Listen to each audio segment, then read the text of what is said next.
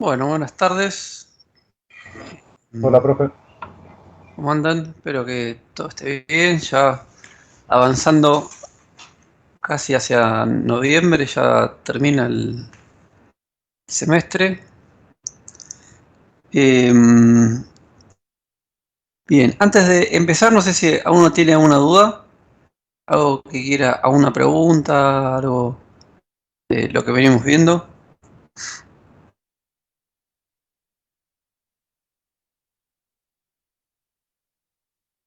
¿No? Bueno. Em, entonces, lo que vamos a hacer hoy es ver capaz uno de los temas más interesantes que tiene que ver con el modelo raffiano, que es lo que tiene que ver con cómo incorporar la elección de técnica en estos modelos y después cómo con eso podemos dar lugar a la crítica más, digamos, más efectiva a la teoría neoclásica. ¿Sí? Esto está en la diapositiva que se llama Teoría Raffiana 2, ¿sí? Que está en subida a la página web. Eh, Primero vamos a hacer una extensión de lo que habíamos visto en las diapositivas anteriores, que es lo que tiene que ver con permitir que haya más de una técnica. ¿Sí? Básicamente, hasta lo que venimos desarrollando hasta ahora, teníamos como si fuera una única tecnología de tipo Leontief, básicamente era, ¿no? Donde se necesitaban cantidades fijas de mercancías para producir mercancías, ¿sí? Básicamente lo que caracterizaba a ese modelo era coeficientes fijos, ¿no? Y por eso, de hecho, la matriz insumo-producto de Leontief se asocia a la tecnología de Leontief, ¿sí? Que es la que justamente la que tiene coeficientes fijos, ¿sí? Pero ahora supongamos que queremos extender a un modelo más general, ¿sí? Que de hecho lo podemos hacer tanto, digamos, lo podemos hacer tan general como nosotros querramos, en el cual tenemos una serie de técnicas disponibles para producir, ¿sí? Básicamente una técnica la podemos pensar como que es una colección de una matriz insumo-producto y un vector de cantidades de trabajo, ¿no? En vez de tener una única configuración para producir, podemos pensar que estas cosas están indexadas, por ejemplo, con J, ¿no? Entonces tenemos eh, una cantidad J mayúscula de técnicas, ¿sí? Ahora, cada una de estas técnicas va a dar lugar a un sistema de precios, que lo vamos a llamar P sub J, ¿sí? Que tiene que satisfacer con las condiciones que nosotros habíamos especificado para el modelo raffiano. Era básicamente que el sistema de precios, el modelo raffiano, tenía que satisfacer esta condición, que es que los precios a los cuales se venden esas mercancías tienen que ser los que cubren los costos de producción en términos de insumos, en términos de el costo laboral más una tasa de ganancia, ¿no? Y esto daba lugar a una relación W y R que se llamaba fronteras salario-tasa de ganancia, ¿no? Que juega un rol esencial en todo lo que es el modelo raffiano, ¿no? Ahora la idea es, bueno, o sea, cómo podemos expandir el modelo para que haya distintas técnicas, ¿sí? Y cómo se eligen entre distintas técnicas, ¿sí? Eh, bueno, la idea es que a lo que vamos a llegar básicamente es que cada una de las técnicas las vamos a poder representar en este gráfico, ¿no? Que representaba justamente estas variables. la del trabajo y la tasa de ganancia, ¿no? Habíamos llegado a que básicamente teníamos este tipo de relación, una relación negativa entre salario y tasa de ganancia, ¿no? Pero ahora, si esto es una técnica, llamémosla 1, ¿sí? ¿Qué sería la 2? Bueno, la 2 sería otra relación, llamémosla así 2. O sea, con distintas configuraciones de los requerimientos de insumos, de los requerimientos de trabajo, lo que vamos a tener es distintas curvas salario-ganancia, ¿no? Y la idea es que ¿cómo se eligen entre estas técnicas? Bueno, o sea, asumimos básicamente el mismo comportamiento maximizador que nosotros asumimos en la teoría neoclásica. O sea, las industrias, o en realidad las firmas adentro de las industrias, lo que quieren hacer es tener la máxima tasa de ganancia, ¿sí? Para esa máxima tasa de ganancia tienen que pagar un precio que está fijo, que es el precio del trabajo, ¿sí? Los trabajadores también eligen básicamente entre industrias y entre firmas para tener un determinado salario, ¿sí? Y la idea es, si yo tengo que elegir, digamos, yo tengo para elegir una técnica y tengo que moverme hacia otra, lo voy a hacer en términos de si puedo tener beneficios extras, si puedo ganar más, ¿sí? Que es lo que básicamente uno esperaría que haga todo empresario, ¿no? Entonces la idea es, lo que se busca digamos, para explicar cómo se eligen las técnicas es buscando básicamente más beneficios, ¿sí? Ahora, yendo más en concreto, vamos a ver dos casos. Primero, vamos a asumir el caso en el cual las técnicas sobre las cuales nosotros tenemos que elegir, ¿sí?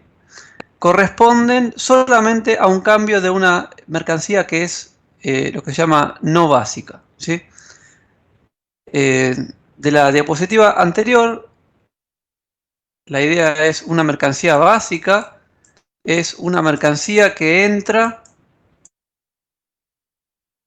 como insumo, directa o indirectamente, en la producción de todas las mercancías. Y esto lo diferencia de una mercancía no básica, que es una mercancía justamente que no entra como insumo en todas las mercancías, ¿sí? La idea de las industrias básicas sería industrias que lo necesitas para producir y te establece un claro límite a las posibilidades de producción. Mientras que con las no básicas vos podés de alguna manera tener cierto margen de flexibilidad, y de hecho si la mercancía no básica no entra como insumo en ninguna mercancía, ni siquiera la necesitas digamos, como un determinante que te fija un límite a lo que puedes producir y lo que no puedes producir, ¿no? Ahora, veamos entonces cómo es la elección de técnica para mercancías no básicas, ¿no? Y supongamos como ejemplo que tenemos la mercancía, perdón, la técnica delta, epsilon y tau, ¿sí? Lo único que cambian estas técnicas, delta, epsilon y tau, básicamente nos dice cómo producir esta mercancía Q, que es no básica. Bueno, lo que podríamos hacer es básicamente computar los precios de costo que se van a determinar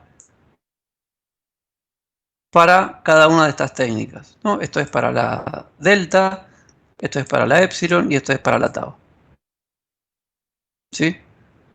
Ahora, una característica importante es que las mercancías básicas, ¿sí? Sí determinan, o sea, son determinantes para explicar la tasa de ganancia y por lo tanto la distribución entre trabajadores y capitalistas. Las mercancías no básicas no. O sea, que lo determinante para la tasa de ganancia son las básicas, no las no básicas. Esto lo podemos ver acá, por ejemplo, que para determinar los precios de costo de producción de cada una de las mercancías básicas, perdón, de las no básicas, en este caso la Q, ¿sí? Los precios no van a cambiar. ¿Por qué acá tengo siempre el mismo vector de precios? ¿Sí? Bueno, porque la idea es, yo necesito, para computar los costos de producción, yo necesito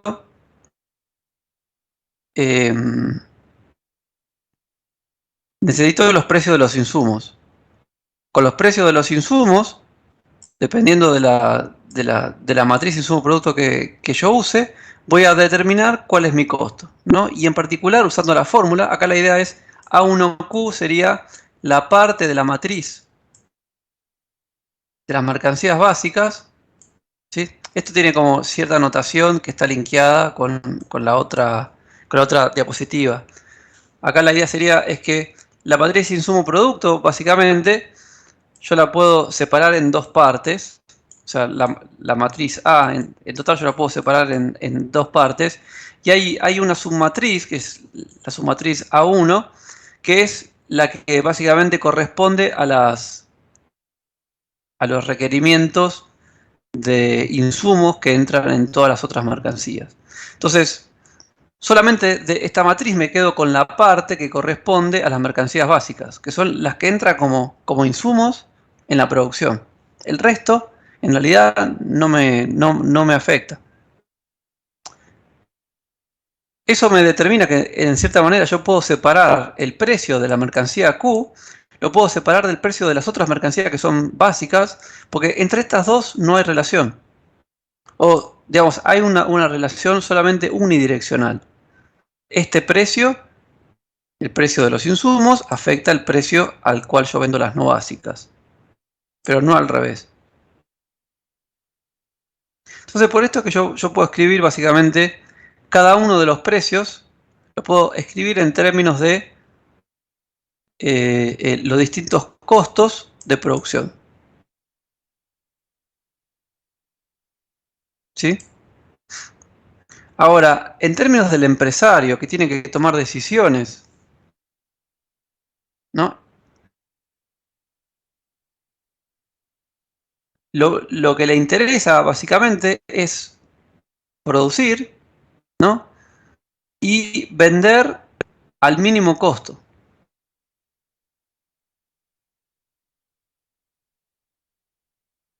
Entonces, lo que podemos pensar es que, esto lo saqué del libro de este gráfico en particular, está sacado del libro de Pasinetti, ¿sí? Que tiene un capítulo que es muy claro sobre esto, ¿sí? Que lo que dice es, básicamente lo que vamos a tener que hacer es, él llama, en vez de R, lo llama pi, o sea, la tasa de ganancia. Lo que dice es, hay que probar para todas las tasas de ganancia cuál es la técnica que va teniendo el menor costo de producción. Cuando vos, o sea, y la clave acá es que cuál es la que tiene el menor costo de producción puede ir cambiando de acuerdo a la tasa de ganancia. ¿Sí? Por ejemplo, en este ejemplo que está acá, que tenemos tres técnicas, tenemos la delta, la epsilon y la tau, con sus respectivos precios, que son los costos de producción que están ahí, ¿no? Yo tengo, por ejemplo, que para cualquier tasa de ganancia, la delta siempre es la que tiene el costo más alto. Entonces nunca la voy a elegir.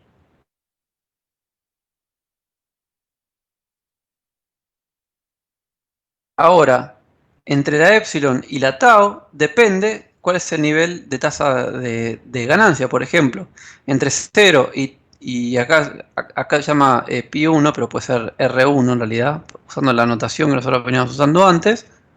Lo que tenemos es que siempre es conveniente usar la tau. Acá la que gana siempre es tau. Pero después entre pi1 y pi2 la que gana es epsilon. Y después vuelve a ganar. Los autores es que básicamente uno puede tener distintas configuraciones de los sistemas de producción que puede hacer que una técnica sea conveniente usarla a distintos rangos de los valores de la tasa de ganancia. ¿sí? Y en este caso es bien simple, simplemente lo que hay que hacer cuando las mercancías son no básicas es computar esto, que se puede hacer, digamos, sin problemas. Y en realidad esto está indexado en R y está indexado en W, porque sabemos que estas dos cosas son indisolubles. Básicamente depende de cómo se distribuye el excedente entre trabajadores y capitalistas. ¿Sí? Entonces acá lo que tenemos es que, bueno, no hay, lo que hay que hacer es buscar la que nos da el costo, digamos, el menor costo, que ese menor costo va a venir asociado con la mayor ganancia.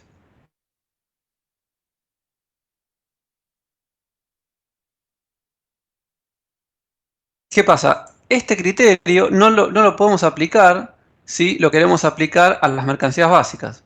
Porque las mercancías básicas son aquellas que se producen y que a su vez entran como insumos en la producción de todas las demás. Entonces, esas mercancías básicas, ¿sí? Yo no puedo ver básicamente solo un lado de la ecuación, porque cuando yo cambie el precio de esa mercancía básica, va a cambiar también el precio de las otras, porque van a entrar como insumos. Entonces, esta es, digamos, un ejemplo de la lección de técnica para mercancías básicas. Sería, supongamos que la H es básica, ¿sí? Y que tengo tres técnicas, alfa, beta y gamma. ¿Sí? Ahora, no puedo calcular solamente los costos sin tener en cuenta que con esos costos yo genero un precio, que ese precio a su vez es un costo. ¿Sí? Entonces tenemos que darle como una vuelta de tuerca un poco más complicada. ¿Sí? Y lo que vamos a hacer es lo siguiente, ¿no? Supongamos como ejemplo que estamos usando una técnica que es la gama. ¿No? Entonces todos los precios están evaluados en términos de gama. A esos precios, ¿sí? Vamos a elegir si usar la técnica alfa, la técnica beta o quedarnos con la técnica gamma. ¿Sí? Básicamente lo que tenemos acá es del lado, digamos, derecho de la igualdad, lo que tenemos es cuál sería el costo de producción si a los precios que están determinados por lo que sea la técnica gamma, yo usase en realidad la técnica alfa. O sea, estoy considerando lo que sería un cambio de técnica. Lo mismo en beta y acá, digamos, la última ecuación sería la que se queda en gamma. ¿Sí?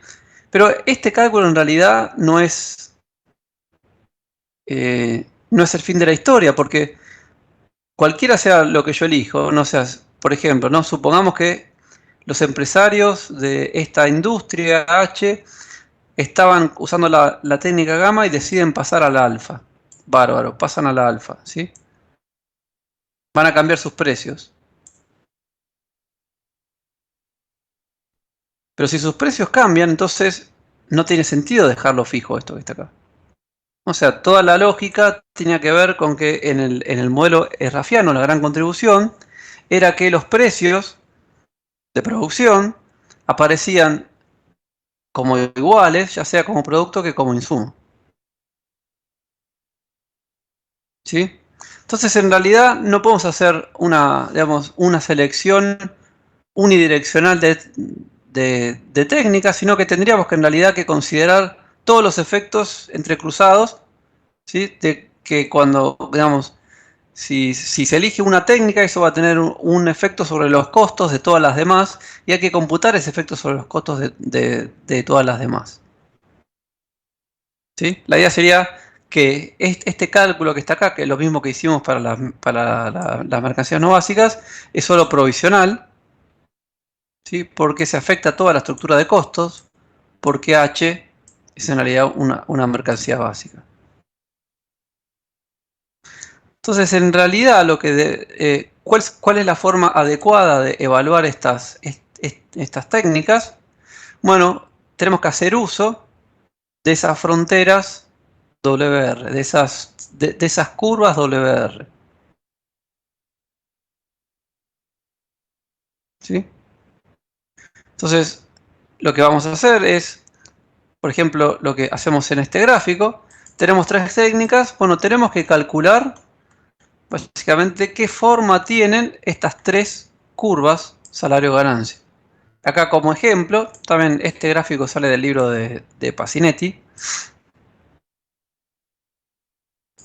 Como ejemplo, lo que hay es, esta es la técnica, digamos,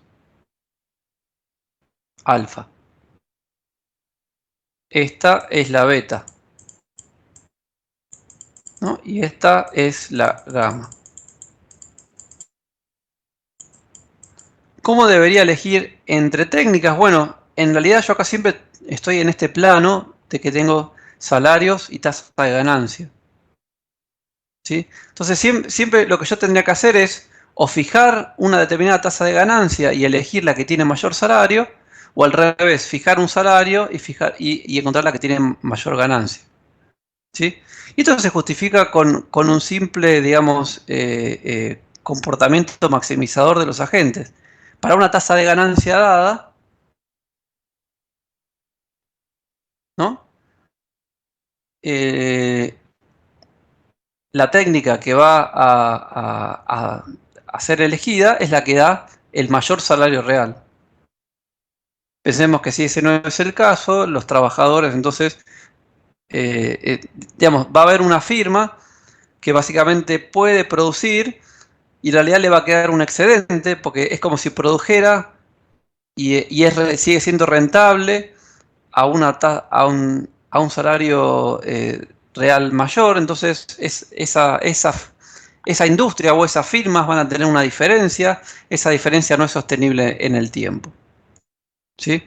Con ese argumento yo lo que estoy diciendo es si yo fijo una tasa de ganancia, básicamente la técnica que va a ser elegida es la que tiene el mayor salario real.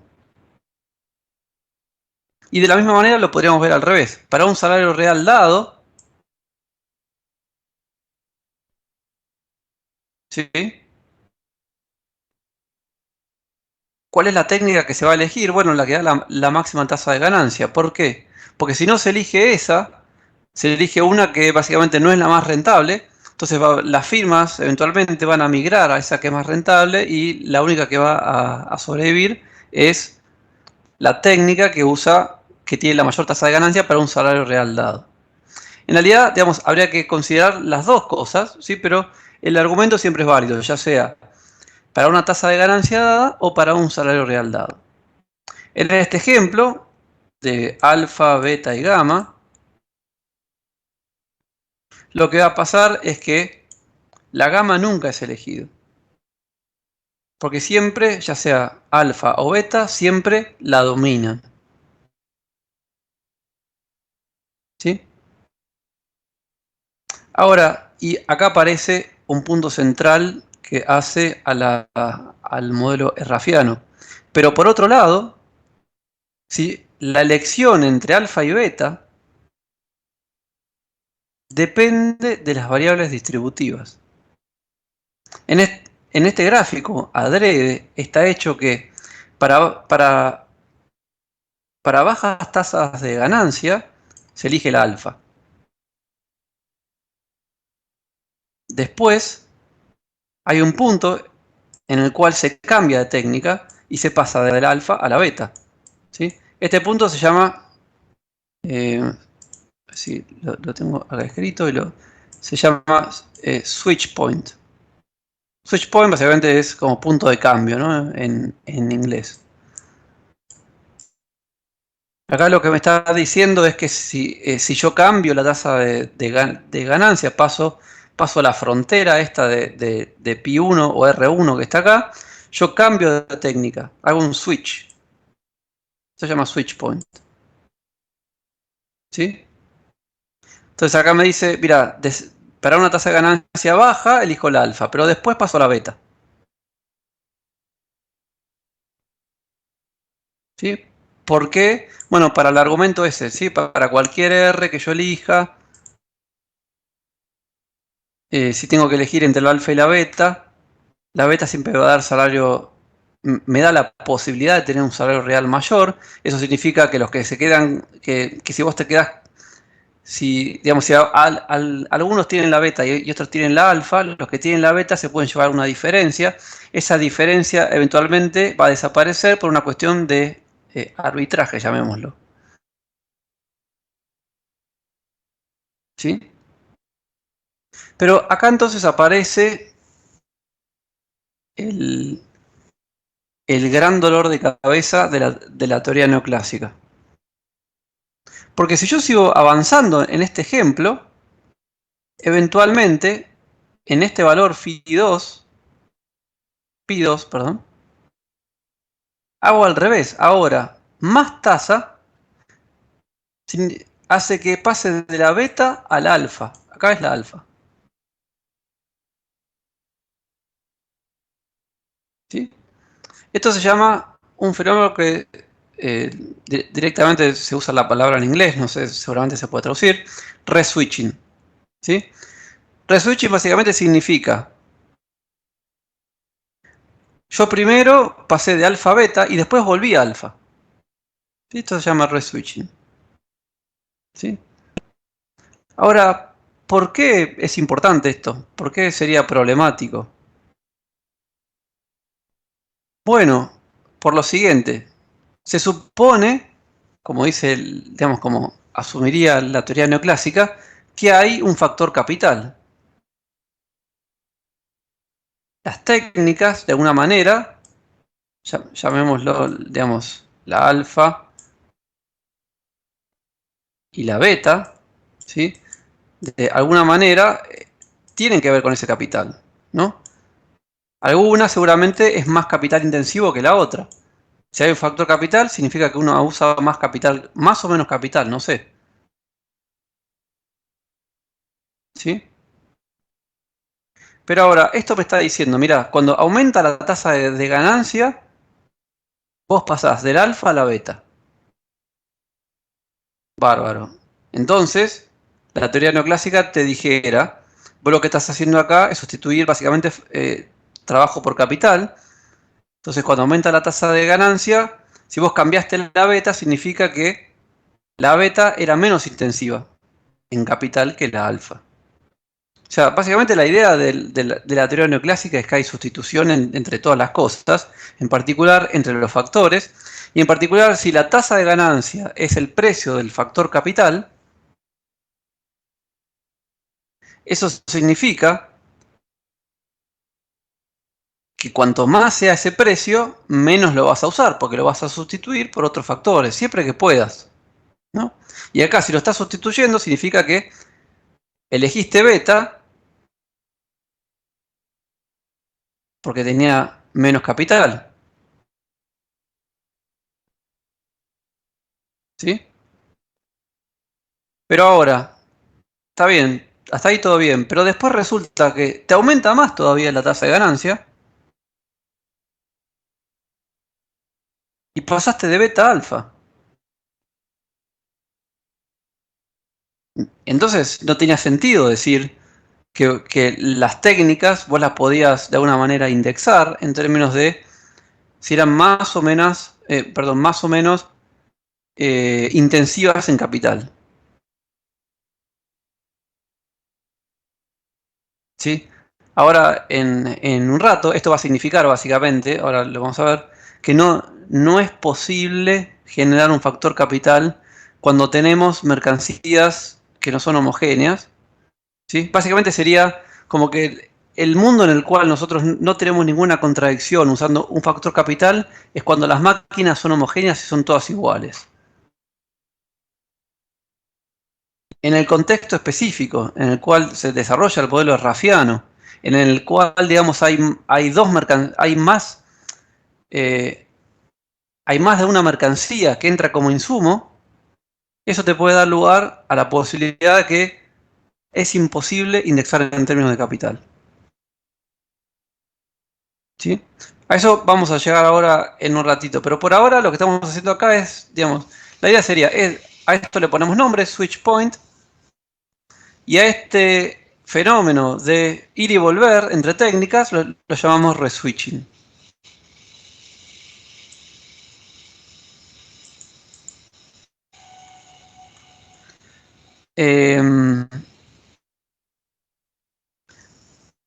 Esto lo podemos cortar, pero digamos, resumiendo, este gráfico también lo saqué del libro de Pasinetti, ¿no? Lo que él dice es, mira, se puede demostrar que las técnicas se eligen en términos de la frontera exterior de estas curvas, básicamente.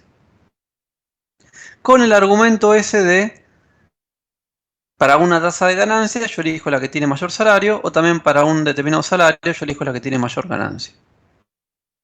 ¿Sí? Esta es la forma adecuada de elegir entre técnicas. Ahora, si yo tengo muchas técnicas, yo tengo que ver básicamente cómo se me va generando esa, llamémoslo, frontera exterior, que es, digamos, lo que está más hacia el noreste, ¿no? La frontera noreste de todas esas técnicas. Y la elección de técnica va a ir cambiando de acuerdo a cuestiones distributivas solamente. ¿Sí? Porque fíjense que acá no hay, en este modelo en particular en el cual estamos trabajando, no hay límites a la producción, no hay factores escasos. No se necesitan factores escasos para determinar los precios. Los precios están determinados por las dificultades de producción. Y están determinados también por factores distributivos. ¿No? Pero no necesitamos escasez. ¿Sí? No necesitamos que se agotan ciertos factores. Digamos, es un mundo diferente al mundo neoclásico, ¿no? Con otras, con otros, digamos, con otros intereses, básicamente. Es explicar, básicamente, la determinación de precios en una economía donde lo importante es los precios se determinan tanto como productos como insumos. ¿Sí? Entonces, a lo que llegaríamos es básicamente que la elección de técnica se determina en términos de las fronteras, esta salario-ganancia, ¿no? Entonces, nos da la posibilidad, digamos, de esquematizar esto de una forma más o menos fácil, ¿sí? Vos me das una técnica, ¿sí? Con esa técnica yo resuelvo el modelo esrafiano, ¿no? Que era P por A, por 1 más R, más W por L, tiene que ser igual a P, ¿no? Esta es la clave, digamos, de este modelo. De acá yo tengo límites acerca de cuál es la relación entre W y R. ¿Sí? Asociado básicamente a todo lo que vimos en la diapositiva anterior. O sea, hay una máxima tasa de ganancia. También hay asociado como un máximo salario. ¿Sí? Pero tanto W como R no se determinan en términos de oferta y demanda de trabajo. O en términos de oferta y demanda de capital. No, lo que dicen los serrafianos es esto se determina básicamente en términos de las cuestiones distributivas de una sociedad, ¿no? O sea, si socialmente, digamos, los trabajadores reciben más o menos. Una vez que tengo todas estas técnicas, yo dibujo, digamos, las curvas para todas las técnicas y después la que está más arriba o la que está más a la derecha, dependiendo de cómo lo quieran ver, es la que se va eligiendo de acuerdo a, ya sea si voy variando, acá pi es la tasa de ganancia, que nosotros llamamos R, o voy variando W.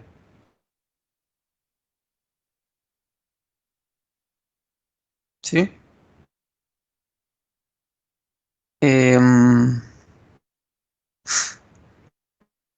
Bien. de acá, digamos, lo que vamos a sacar es como una serie de definiciones. Estos puntos en los cuales se cruzan se llama switch point. Como switch se cambia de técnica, ¿no? Y reswitching sería cuando una técnica aparece a un nivel, después desaparece y después aparece a otro nivel, ya sea o de tasa de ganancia o de salarios. En realidad es indistinto como lo queramos ver. Si lo queremos ver en el eje horizontal o en el eje vertical.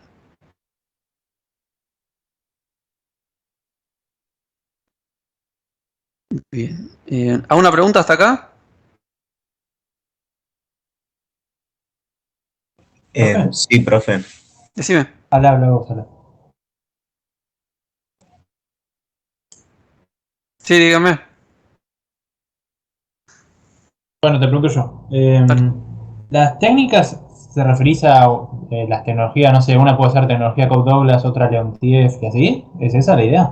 No, acá técnica en realidad es una colección de una matriz insumo-producto y un vector de requerimiento de trabajo. ¿Sí?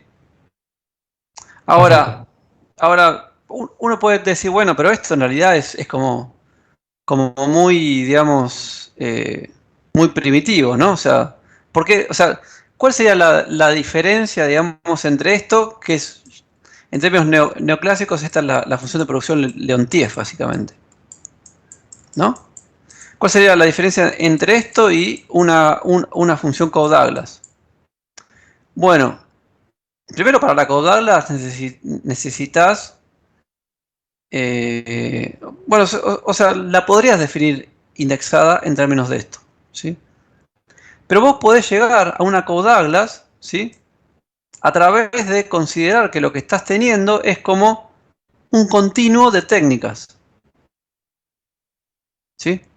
Ahora, en la Cobb-Douglas, la forma funcional en la cual aparece la Cobb-Douglas te da la idea de que vos siempre podés sustituir un insumo por otro. Y te da una forma, digamos, muy específica acerca de cómo se sustituyen esas cosas. Acá la idea es, vos tenés un continuo de técnicas, llamémosla I, ¿no? Y no sabés a priori cómo se van a sustituir las mercancías entre sí cuando cambian, por ejemplo, la tasa de ganancia o cuando cambia W. Entonces, técnica me refiero a esto, ¿sí? Y digamos, la crítica que va a estar implícita también es a la función de producción, ¿no? Como que no vas a poder, eh, o dicho de otra manera, si vos querés usar la Cobb-Douglas implica un montón de supuestos que no son generales. ¿Sí? Perfecto, gracias. Y mi otra duda era, o sea, en la escuela neoclásica se dice que la tasa de ganancia sería el precio del factor capital. ¿Era eso? Claro, sí. Y mi duda surge de, o sea, ¿de dónde sacaron eso? O sea, ¿cuál es porque esto, digo, lo veo, es bastante empírico, digamos, se puede probar, digo, tiene que haber una investigación, supongo, donde se prueba esto de las distintas técnicas y cambias y volvés a cambiar a la misma, eh, baja, o sea, es mejor una técnica o la otra.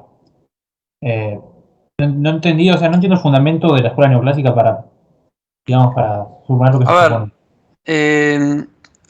o sea, esto habría que linkearlo con lo que sería la historia del pensamiento económico, ¿no? O sea, la idea es, vos tenés como los economistas clásicos. Los economistas clásicos sería a partir de Adam Smith, Ricardo, Marx, ponele, ¿no? Eh, donde básicamente digamos, la pregunta principal era qué determinaba la tasa de ganancia, ¿no? Después tenés digamos, con Balras, con Gibbons, digamos, lo que sería la revolución neoclásica, que es lo que nosotros más nos sentimos cómodos, ¿no? O sea, la idea de, o sea, ¿por qué el modelo balraciano básicamente lo que tiene es el énfasis en que las preferencias son los que determinan los precios, ¿sí? Los precios de los insumos, en definitiva, lo que está determinado es por cómo nos da o no satisfacción, ¿no? Con esa idea de que uno puede, digamos, imputarle a los insumos los precios, digamos, puede asignarle, digamos, un valor en términos de cómo contribuyen a la utilidad, digamos, ¿no? Ahora, ahí en el medio, en el modelo balraciano, si vos tenés un precio, ¿sí? Ese precio básicamente está determinado últimamente por la escasez, ¿no? Entonces ahí la idea es, bueno, ¿y cómo hacemos para, digamos, para explicar la tasa de ganancia? Bueno, hay bastante debate. Lo que dicen es, la tasa de ganancia es el precio del capital, ¿sí? Ahora, ¿cómo se determina? Bueno, y ahí te dicen, bueno, se determina porque es el precio de la espera, ¿sí? Hay alguien que se sacrifica para que ese capital sea usado en términos productivos. Puede ser que sea el precio del, digamos, del riesgo que asume el empresario, ¿sí? Pero siempre la idea es la tasa de ganancia es el precio de algo y ese algo tiene que ser escaso de alguna manera. Acá, digamos, no se necesita ese marco conceptual para determinar la tasa de ganancia, ¿no? O sea, vos lo que determinás es lo que hay es excedente. O sea, el sistema productivo te permite que con tus insumos vos podés quedarte con algo extra, ¿no? El excedente. ¿Cómo se valora ese excedente? Bueno, básicamente eso depende de los precios y en última instancia depende de cómo se distribuye entre capital y trabajo, ¿no? Y acá la idea, el trabajo sí aparece como un factor primario, digamos, sí aparece es como si fuera un insumo en realidad que no se produce, pero la ganancia no. La ganancia digamos, es alguien que se lleva un porcentaje extra por el simple uso de de permitir, digamos, que el sistema funcione. Ahora, hay como distintas formas de justificar la ganancia, ¿no? Una es el, el precio a la espera, otra es el precio al riesgo, otra es algo así como que viene directamente por los derechos de propiedad, o sea, simplemente porque yo soy dueño de esto, entonces, eh, como sin esto vos no puedes producir, entonces yo me quedo con la diferencia. Ahora, todos eh, todos esos modelos, digamos, tienen a un tipo de problemas conceptuales sobre los cuales Rafa, digamos que Rafa es posterior, digamos, a los neoclásicos, ¿no? O sea, fíjense, o sea, David Ricardo Marx sería 1820, 1850, los neoclásicos empiezan en 1870, ¿no? Y el trabajo de Rafa básicamente es 1960. Y la idea de Rafa es, no, acá la manera correcta de encarar este problema es volver a como lo planteaban los clásicos, ¿sí? Que era volver a que lo que hay que determinar son los precios a partir de este modelo que se llama de reproducción simple, ¿sí? Donde lo que tenemos que calcular es que para producir se requiere el insumo, entonces hay que ver las restricciones, digamos, técnicas que aparecen con eso, y queremos tratar de determinar la tasa de ganancia, que es algo así como cómo se distribuyen, no sé, cómo se distribuye el excedente. Y a lo que llega, digamos, el modelo RFero es que no hay forma de determinar cómo se distribuye el excedente internamente al modelo. O sea, no hay forma de generar un factor capital que te dé la oferta y demanda de capital. Eso ya como para poner en contexto, digamos, las distintas diferencias entre las dos, ¿no? Pero eh, básicamente, digamos, ¿Por qué la tasa de ganancia aparece como la oferta y demanda de capital? Es un invento que surge a partir de los neoclásicos, digamos, ¿no? O sea, donde si hay un precio, ese precio tiene que ser determinado en el modelo y tiene que ser determinado en última instancia por oferta y demanda. Y esa oferta y demanda tiene que estar linkeada a las preferencias, que es lo único que determina valor.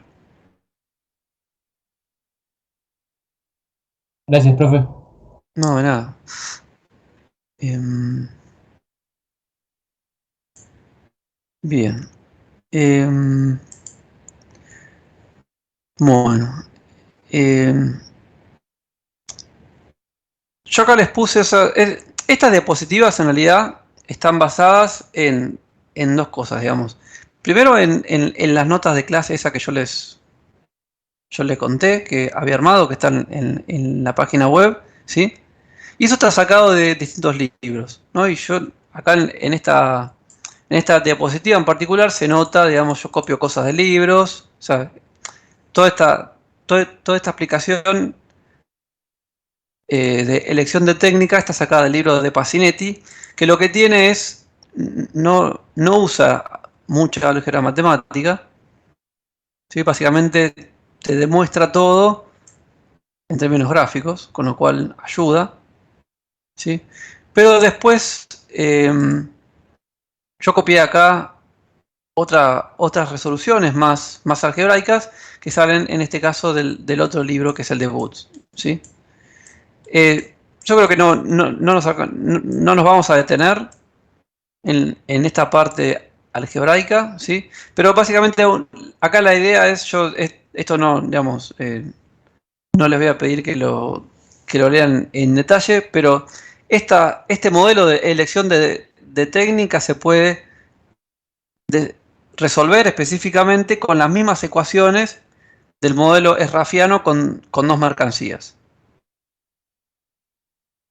O sea, digamos, si uno resuelve el álgebra, básicamente llega a esa intuición que yo les había, que yo les contaba con los gráficos que había sacado de Pacinetti. Y de hecho, o sea, obviando el álgebra, ¿sí? La idea es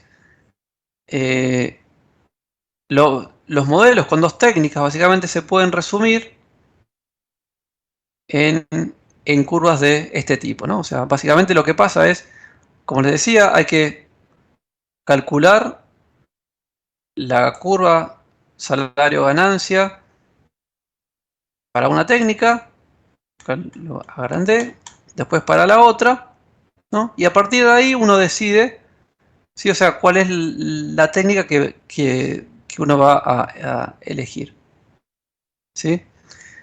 Lo que tiene de bueno el libro de Boots, ¿sí? Es que resuelve todo para el caso de dos mercancías. Entonces, como que uno, si quisiera, ¿sí? No nos da el tiempo, digamos, para el curso, pero uno, si quisiera, podría, digamos, algebraicamente, matemáticamente, generar todos estos ejemplos, ¿sí? Se pueden generar, digamos, acá la idea es, piensen en distintos ejercicios que se pueden armar. Yo les doy una técnica, le doy la otra y les pido, bueno, sí, que la grafiquen y básicamente ahí uno podría ver cuál es la técnica que va a ir eligiendo.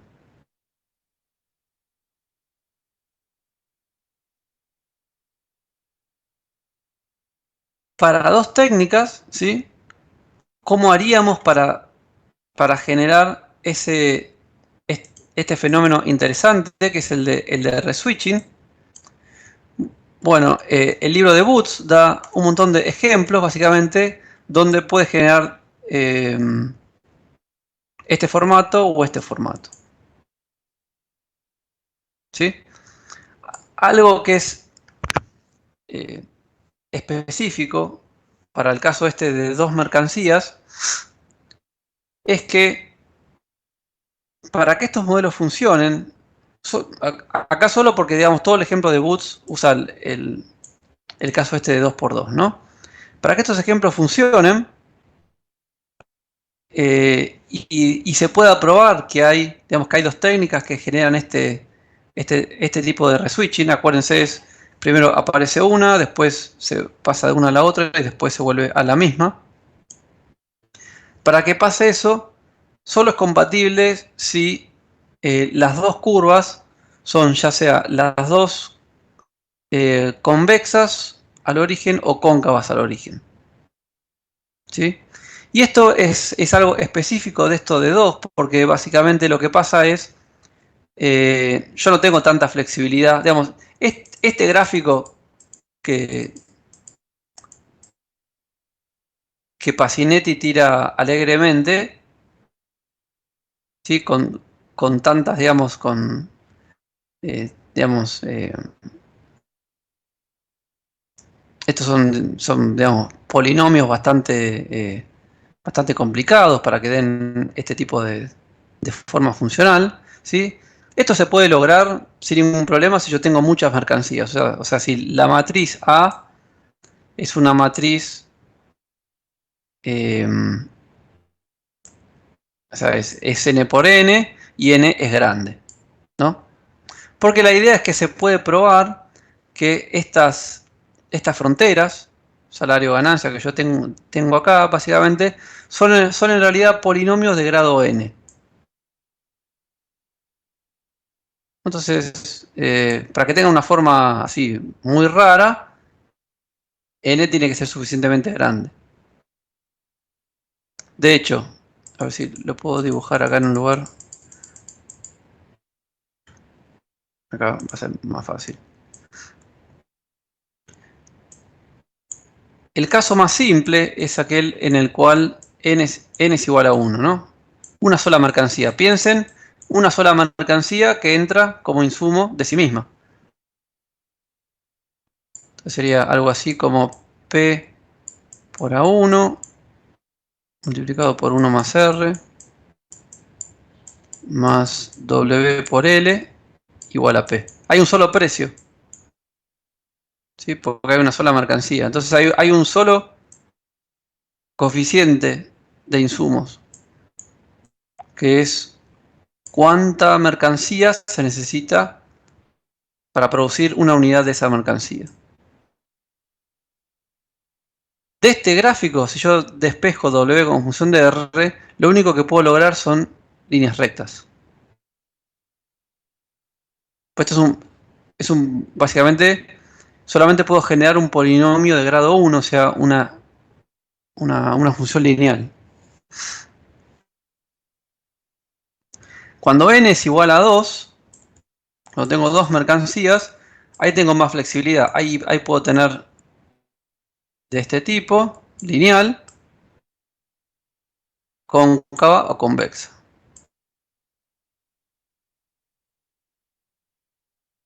¿Sí? Pero como es un polinomio de grado 2, esto siempre tiene que ser logrado con algo que sale de una parábola. Es una parte de una parábola. O una línea recta.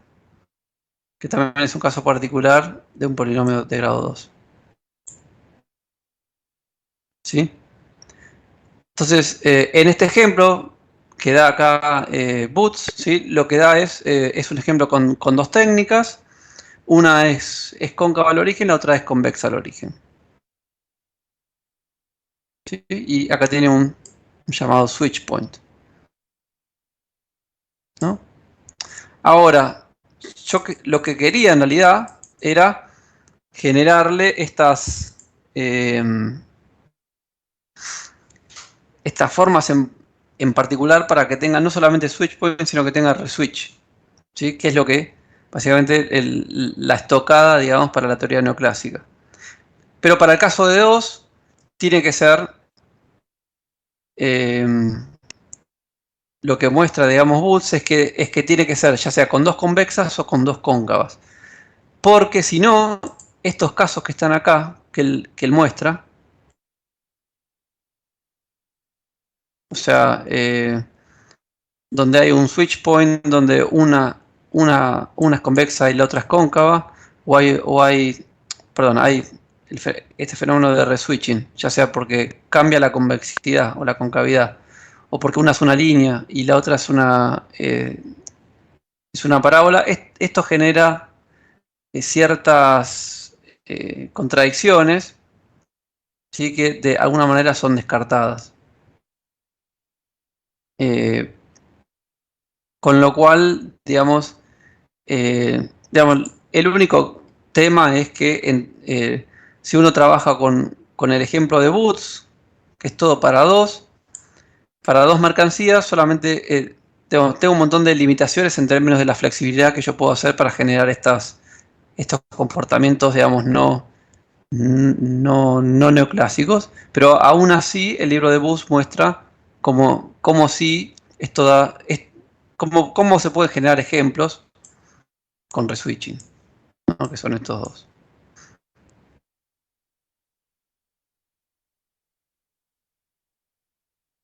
Bien. A los que les interese esto, ¿sí? El capítulo 6 del libro de Boots, ¿sí? Es muy interesante porque usando este modelo de 2x2, ¿no? Él muestra con ejemplos numéricos los casos estos con reswitching, ¿no?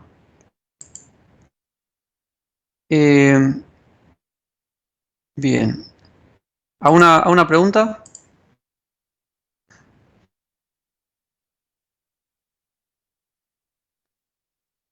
¿No?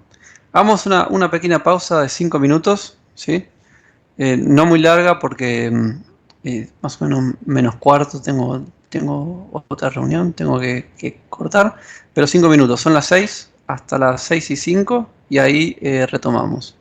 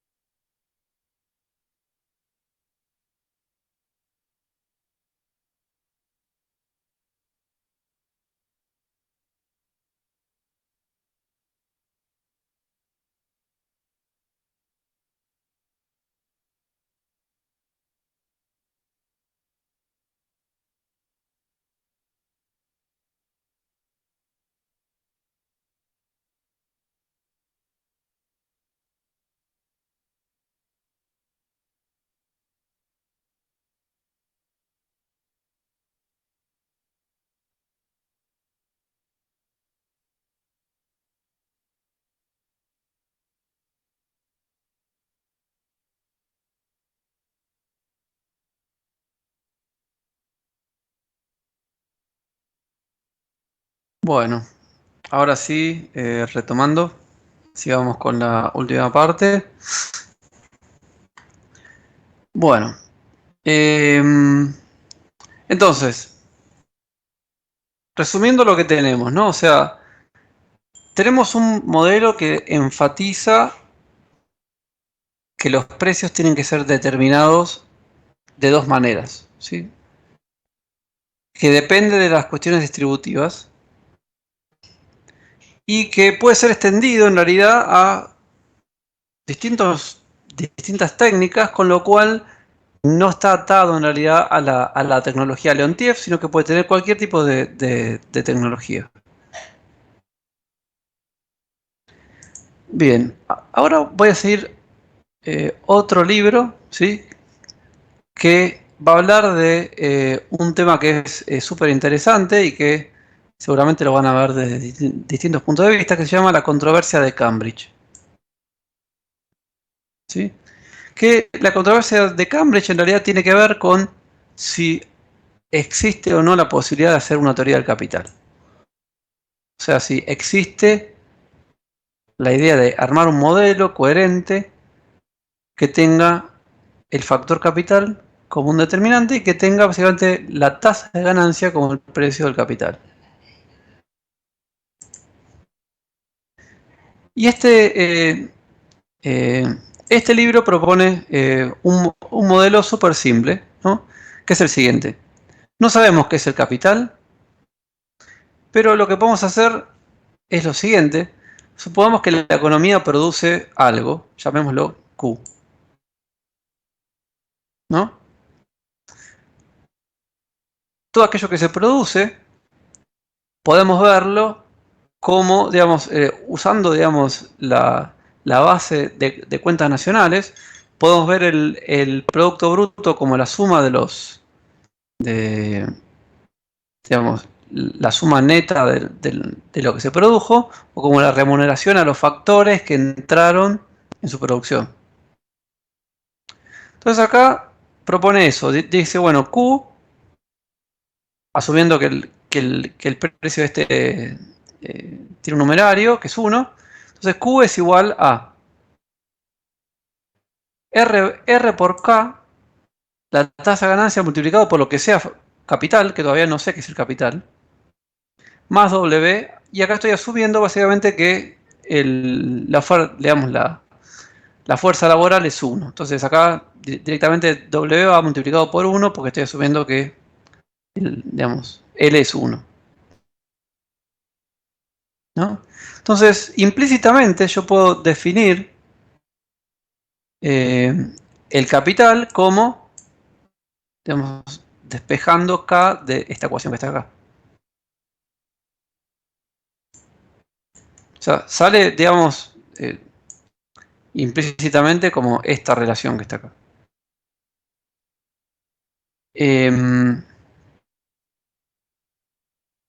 Y ahora vamos a hacer lo siguiente. ¿Sí? La idea es lo que se produce de alguna manera, ¿sí?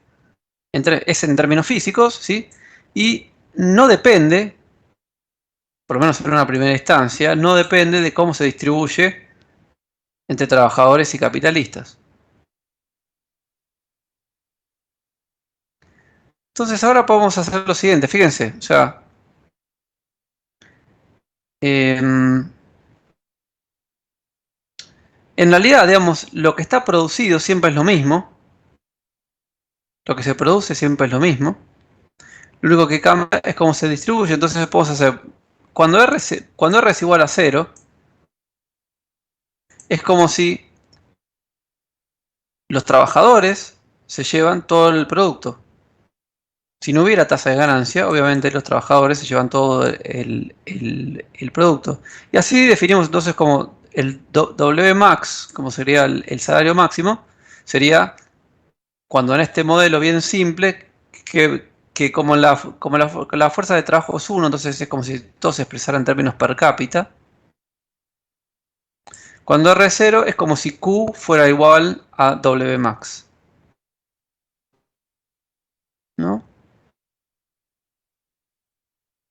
Mientras que en los otros casos en los que R no es 0, lo que tenemos es en realidad que lo que estamos es implícitamente definiendo una función que dice W es igual a W max menos f de R, que f de R todavía no sabemos qué es. Pero es algo que de alguna manera va a depender de la tasa de ganancia, ¿no?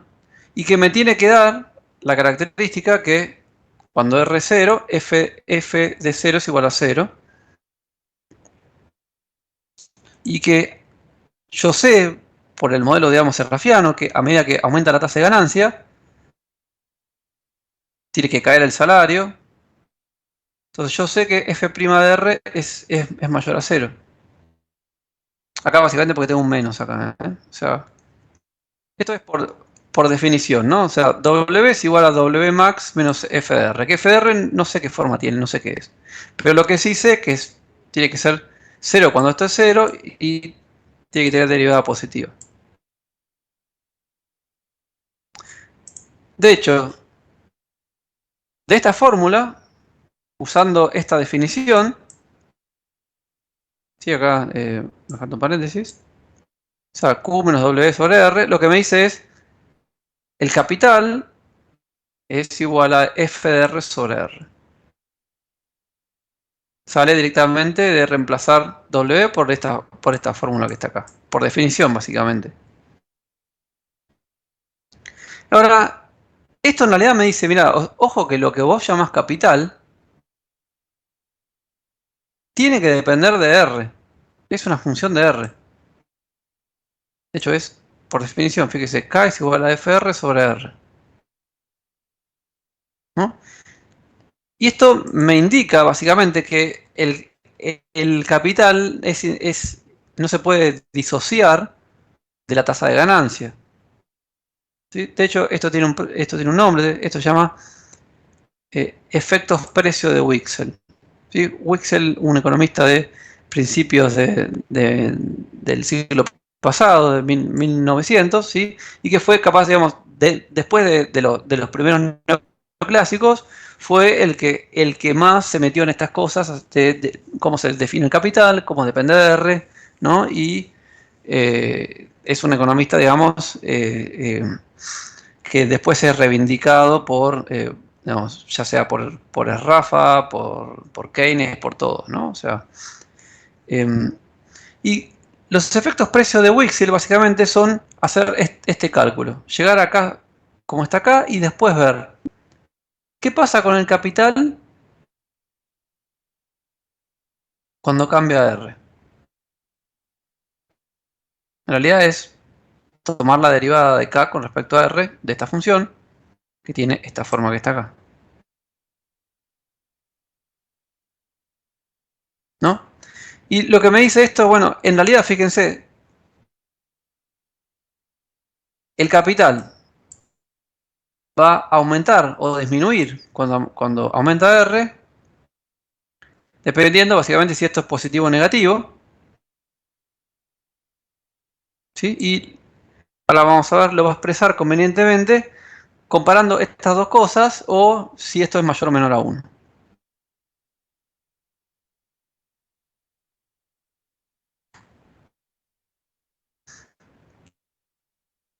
¿Qué tipos esto se llama efecto precio de Wicksell? Básicamente lo que él está haciendo es, tiene un modelo, digamos, para entender cómo se determinaría implícitamente el capital cuando cambia R, ¿sí? Y como básicamente no cambió nada en términos reales, porque lo que está producido está fijo, Q está fijo.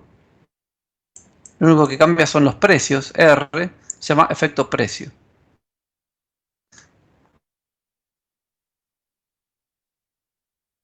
Bien, ahora, fíjense este gráfico que está acá, ¿sí? Acá básicamente estoy poniendo un ejemplo en el cual yo tengo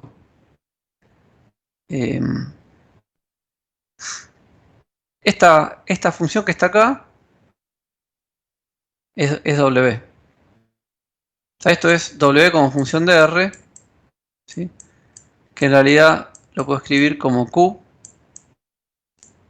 menos F de R. usando la definición anterior. Cuando R es 0,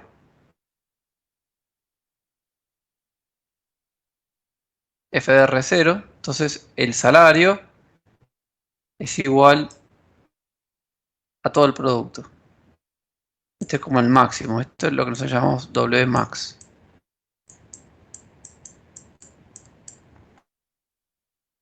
¿No? Y supongamos ahora que la forma, digamos, de esta FR es tal que me da esta función cóncava.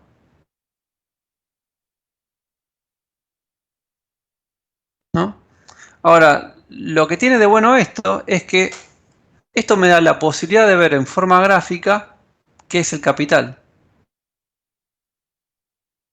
De hecho, acá está, digamos, está resuelto, también me sirve como ayuda a memoria, pero básicamente uno puede demostrar que para cada R, por ejemplo para R1, si yo quiero obtener el capital, ¿sí? En realidad yo quiero obtener estas cosas que están acá, de alguna manera tengo que asociarlas al gráfico, y para asociarlas al gráfico se puede mostrar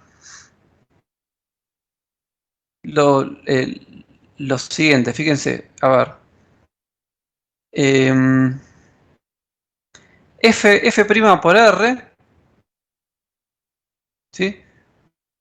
Yo lo puedo encontrar como H1 menos W1. ¿Por qué? Porque digamos, R1 o R es este valor que está acá. ¿Sí? ¿Qué sería F' de R1? Bueno, sería la pendiente de la función F evaluada en R1. Esa pendiente es esta línea punteada que está acá. Es la pendiente de esta función que en realidad depende de f de r. ¿No? Entonces, f' evaluada en R1 por R1, ¿sí? Sería a esta cantidad multiplicarla por la pendiente. Entonces, eso me da básicamente este largo que está acá, H1 menos W1. ¿Sí?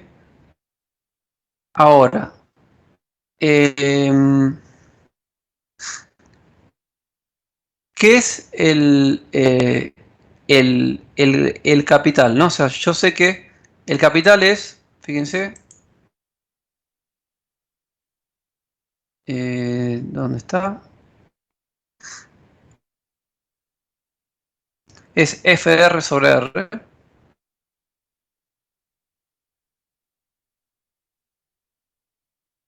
Entonces, para eso, f de r sobre r es q menos w. Paso esto para el otro lado. En realidad paso esto para el otro lado. Dividido r. O sea, q menos w dividido r es el capital. De hecho, esto me dice, ¿qué es el capital? Es el ratio de esto sobre esto.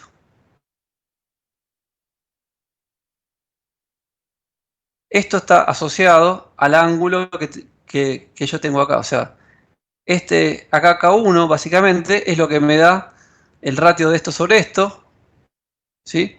Que es algo así como, digamos, la amplitud de este ángulo que está acá. K1.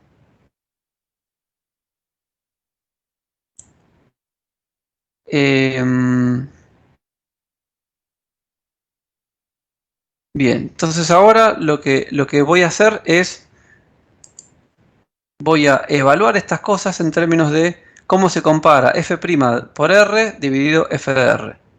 F' por r ya lo había encontrado, que era f' por r era h1 menos w1, o sea, h1 menos w1. ¿No? Y r A ver. No, FR. Lo habíamos visto que era Q menos W1.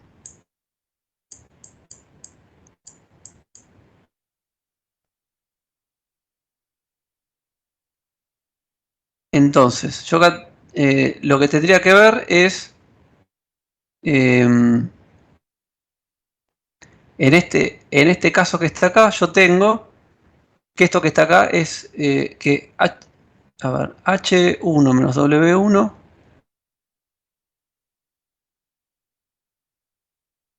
sobre R. A ver, un segundo, tiene que ser mayor a 1. Esto depende. ¿Cómo es que llego acá? A que esto es mayor a 1. H1 menos W1.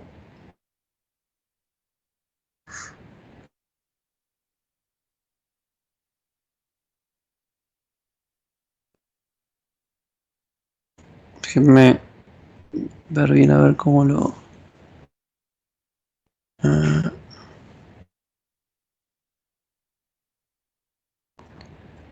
No, esto ahora se me nubló un poco cómo llego a esta demostración que está acá, pero lo que sí sé es que, fíjense, a medida que yo voy aumentando R, el ángulo se me va agrandando. O sea, acá, este ángulo azul, que corresponde a K1, que es el ratio de esto sobre esto, es más chico que el que corresponde a K2, que es el ratio de Q menos W2 sobre R2. Esto lo logro básicamente porque esta curva es cóncava. ¿Sí? Entonces, lo que está pasando acá es que, ya sea, o sea, que yo chequeo un poco cómo es que llegue a que esto es mayor a 1 acá en el gráfico, a medida que aumenta la tasa de interés, aumenta el capital. Esto se llama efecto negativo, precio de Wixell.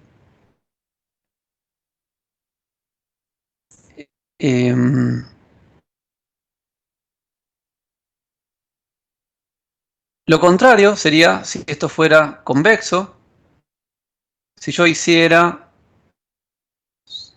lo mismo, comparar a dos puntos, ¿sí? Para R1 y para R2, y tanto para R1 como para R2 yo le comparara los ángulos, ¿sí? Yo acá vería que básicamente a medida que aumenta R, el capital se me hace más chico. Entonces, yo puedo tener, dependiendo básicamente de la frontera salario-ganancia, WR, yo puedo tener ya sea que el capital me aumenta como aumenta R o me disminuye cuando aumenta R. O sea, acá lo que se llama efecto negativo precio de Wixell es que a medida que aumenta R se me hace más grande el capital. Y en este caso, en el efecto positivo precio de Wixell, a medida que aumenta R se me hace más chico el capital. Como yo no tengo forma, digamos, de decir que estas fronteras WR o son de un tipo o son del otro, no lo sé, depende de la técnica, digamos, depende de las técnicas en realidad. No tengo forma de asociar R con W. Perdón, R con K. O sea, los efectos precio de Wixell se pueden ir para un lado o para el otro. ¿Sí? Esto es una primera, digamos, crítica a que no hay forma de asociar, generar un factor capital que tenga una determinada relación con R. Esto se puede poner más... acá está, digamos, el resumen de todas estas cosas. Efecto negativo de Wixell, efecto positivo, y neutral sería que es lineal. O sea, el neutral sería que básicamente este ángulo siempre es el mismo, y eso solamente lo logro si esto es una función, si esto es una línea recta. Pero esto se puede poner todavía más interesante, ¿sí? Porque esto me está diciendo, mira, yo tengo la forma de medir el capital, ¿sí? El capital sale implícitamente de esta relación. Yo tengo R, entonces es lo que me dé, es el número que me dé, que R por K más W me da el producto.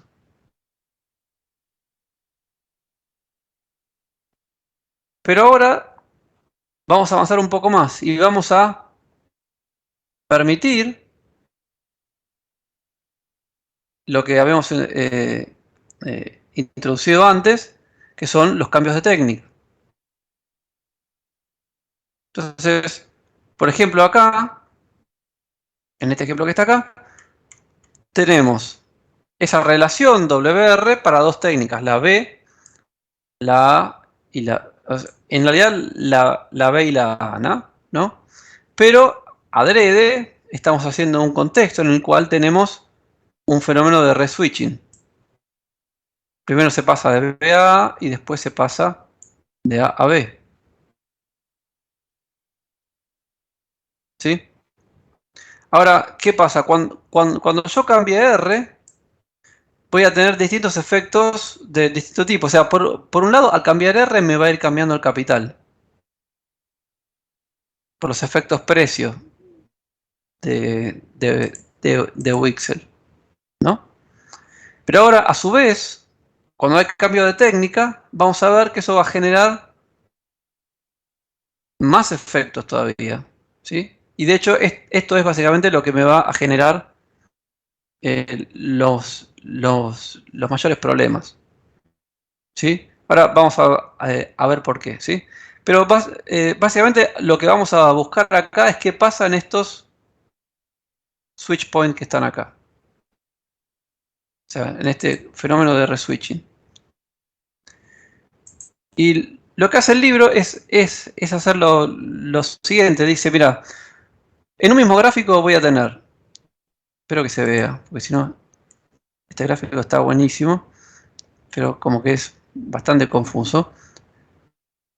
W, salario, R, tasa de ganancia, igual que siempre. Dos técnicas, la A y la B. ¿Sí? Acá lo llama double switching, ¿sí? O también se puede llamar reswitching. Está diciendo eh, como que hay un cambio doble entre estas técnicas, ¿sí? Ahora, si yo hiciera para este ejemplo, o sea, este ejemplo en particular, en el que tiene un capital que es lineal, o mejor dicho, una técnica que me da una curva lineal, que la curva lineal tiene asociado por definición que el capital no cambia con R, ¿sí? Esto hace que, por ejemplo, entre 0 y este punto que está acá, que se usa la técnica B, el capital es siempre el mismo.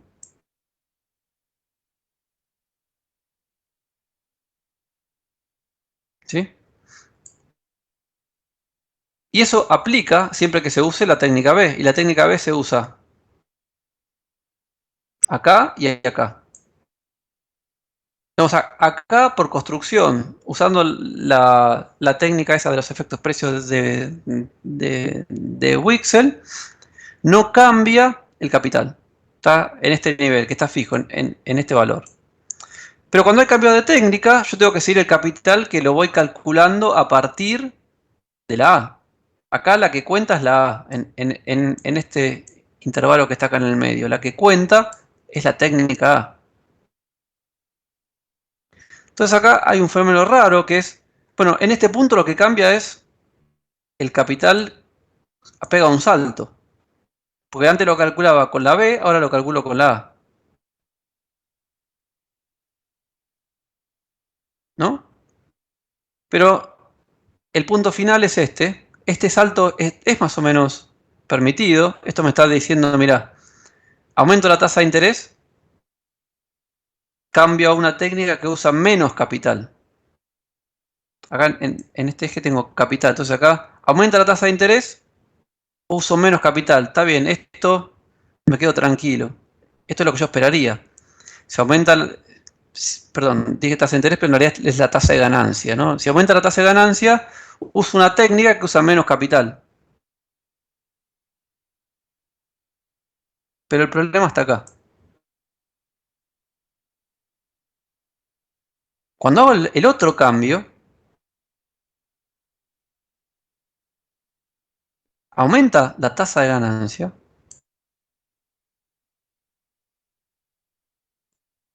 y voy a la técnica que teóricamente usaba más capital.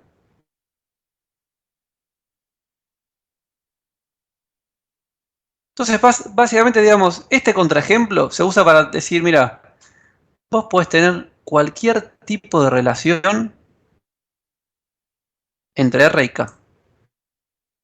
Y no hay forma de indexarlos de una forma coherente, tal que, digamos, una forma coherente sería aumenta R, uso menos capital.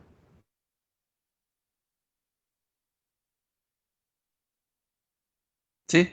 De hecho, en este caso, K, como, digamos, como la fuerza de trabajo es siempre 1, este es algo así, es el capital per cápita en realidad. Entonces, esto es algo así como K sobre L. Es algo así como el uso relativo de los insumos.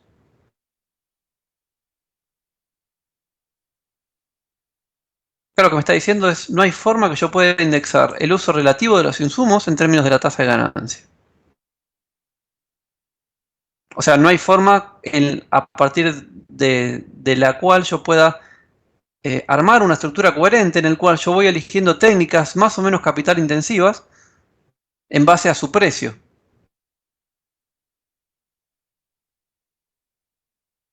¿Sí? Acá, digamos, este punto en particular se llama capital reversing, ¿sí? Que es en realidad, digamos, lo que dicen, lo que proponen los serrafianos para decir el modelo neoclásico no es consistente porque no puede tener un factor capital que no genera contradicciones. ¿Sí? Y este punto, en realidad propiamente dicho, se debe a dos economistas. La primera que la puso sobre el tapete se llama Joan Robinson.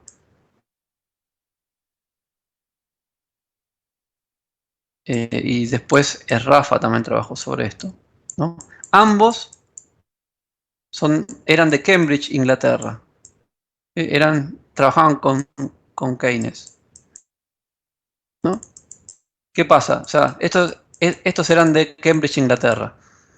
Los que le respondieron eran de Cambridge, pero Estados Unidos.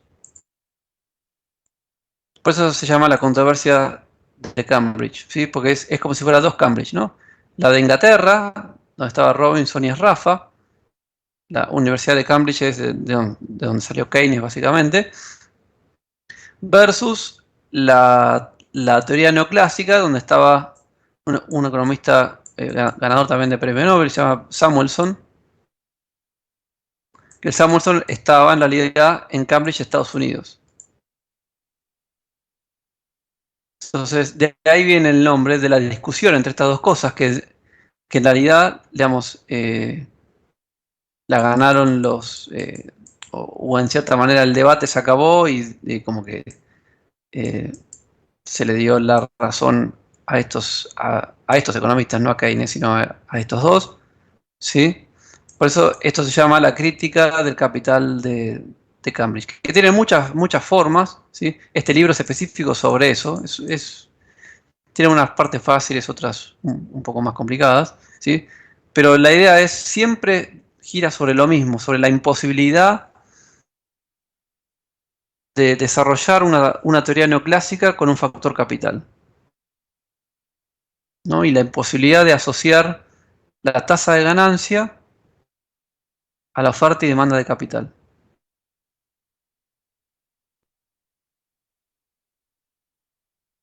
Bueno.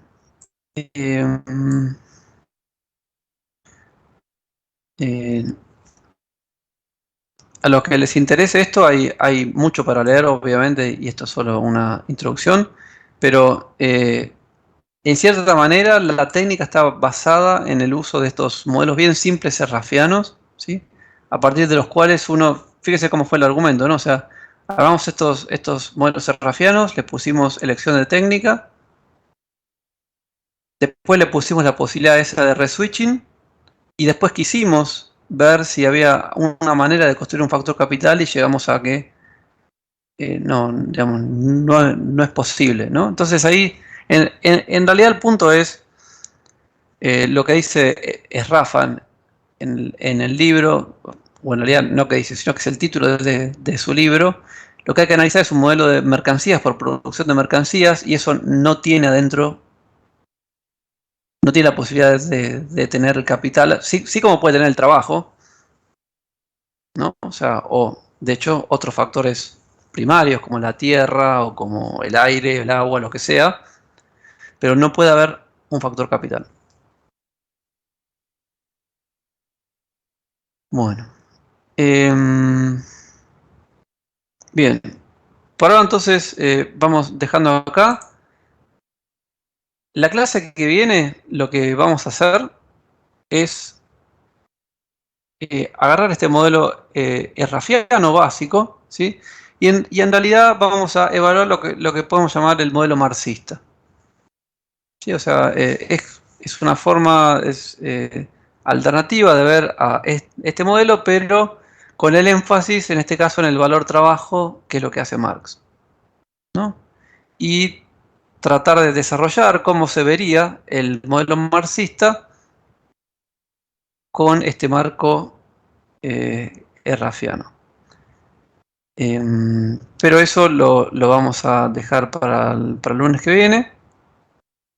Miércoles y jueves hay clase programada con Lucas Miranda, que creo que de hecho él estudia la parte, digamos, del modelo marxista, con lo cual van a empezar a ver la parte de los modelos marxistas con él. Bueno. ¿Preguntas? Breves antes de terminar.